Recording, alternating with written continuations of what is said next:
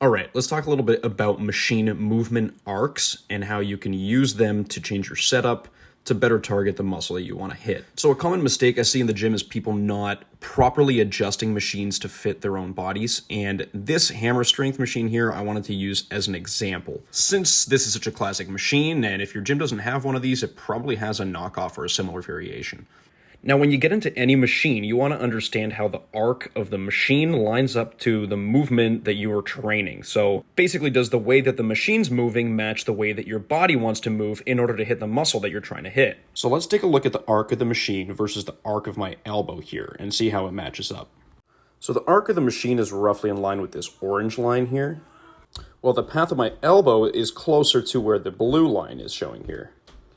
The other thing to consider is the angle that your elbow joint makes, as naturally with more elbow flexion, we're going to get more bicep involvement. Now, this discrepancy here is not that bad, and realistically, I could probably just use this machine this way and still get perfectly good results with it. But here's how I would go about making this even better for my lats. Now, usually all you'd have to do is just raise the seat higher, but I'm a short guy and I got the seat all the way at the top, so I'm literally just going to stand up. And what this does is just elevates my shoulder joint a little bit in comparison to the machine, which helps to align the path of my elbow with the path of the machine. As you can see here, it's gliding much more smoothly. The direction that my elbow's pointing in is matching the direction that the machine wants to go. And trust me, if you're going from being like pretty far off to spot on, you're going to feel a difference in the activation of your muscle.